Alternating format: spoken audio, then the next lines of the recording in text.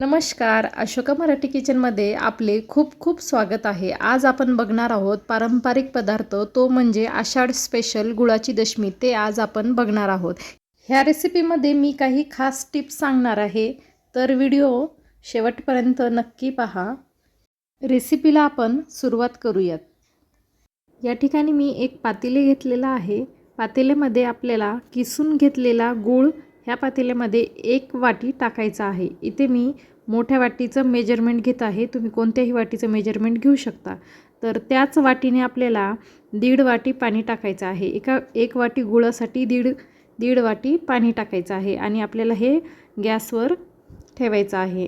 गूळ व्यवस्थित वितळून घ्यायचा आहे. याचा पाक वगैरे अजिबात करायचा नाही. फक्त आपल्याला गुळाचे खडे यामध्ये हे मोडून घ्यायचे आहे. इथे बघू शकता मी 2 चमचे बडीशेप टाकत आहे. मिक्सरमध्ये बारीक करून आपल्याला बडीशेप टाकायची आहे आणि व्यवस्थित मिक्स करून घ्यायचं आहे आणि हे आपल्याला थंड होण्यासाठी ठेवायचं आहे. तर या ठिकाणी मी एका पातेल्यामध्ये 1.5 वाटी गव्हाचं पीठ आपल्याला व्यवस्थित चाळून घ्यायचं आहे. घेताना व्यवस्थित मोजूनही घ्यायचं आहे आणि या आपल्या दशमीला मऊपणा येण्यासाठी यामध्ये आपल्याला 2 चमचे बेसन पीठ टाकून घ्यायचं आहे आणि कुरकुरीतपणा राहण्यासाठी यामध्ये आपल्याला 2 चमचे रवा घालून घ्यायचा आहे. रव्याने छान दशमीला कुरकुरीतपणा येतो आणि गोड असल्यामुळं यामध्ये थोडेसे मीठ टाकून घ्यायचे आहे. विलायची पूड टाकून घ्यायची आहे. जायफळ पूड टाकून घ्यायची आहे. त्यानंतर इथे मी 2 चमचे कडकडीत तेलाचं मोहन केलेलं आहे, ते ह्या मिश्रणामध्ये टाकून घ्यायचं आहे आणि याला व्यवस्थित चमच्याने मिक्स करून घ्यायचं आहे.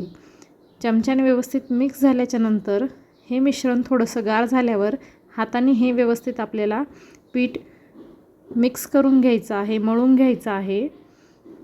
याच्याने आपले मस्त असे दशम्या नरम होतात मोहन टाकल्यामुळे. आणि जे आपण थंड व्हायला गुळाचं पाणी ठेवलेलं होतं ते यामध्ये आपल्याला हळूहळू करून यामध्ये पाणी टाकून घ्यायचं आहे. इथे हा पाक थोडासा गरमच असल्यामुळे चमच्याने व्यवस्थित मिक्स करून घ्यायचा आहे. तर इथे बघू शकता व्यवस्थित आपल्याला हे पीठ मिक्स करायचं आहे आणि त्यानंतर आपल्याला हे जेवढं आपलं गुळाचं पाणी राहिलेलं आहे ते यामध्ये सर्व आपल्याला टाकून थोडं थोडं करून टाकून घ्यायचं आहे. तर व्यवस्थित सर्व टाकून घेतल्याच्या नंतर हे पीठ आपल्याला व्यवस्थित हाताने मळून घ्यायचं आहे, कारण की यामधल्या ज्या गाठी आहेत त्या व्यवस्थित अशा मिक्स होतात. त्यासाठी आपल्याला थोडं थोडं करून हे पीठ मळून घ्यायचं आहे आणि याला थोडंसं तूप लावून हे व्यवस्थित मिक्स करून आपल्याला साधारणतः 10 मिनिटासाठी झाकून ठेवायचं आहे. इथे बघू शकता पीठ आपलं मस्त नरम झालेलं आहे. याच्या लाट्या पाडण्यासाठी इथे मी व्यवस्थित मिक्स करत आहे पीठ आणि याच्या आपल्याला छोट्या छोट्या अशा गोल गोल लाट्या पाडून घ्यायच्या आहेत. तर इथे दशमी मी लाटायला सुरुवात केलेली आहे. दशमी थोडी पुरी एवढी झाली, लाटून झाली की त्याला थोडंसं तूप लावून घ्यायचं आहे आणि याची घडी अशी घालून घ्यायची आहे त्रिकोणाकृती, किंवा अशा पद्धतीने तुम्ही गोल उंडा करून जर पोळी करत असाल तशीही केली तरी चालेल.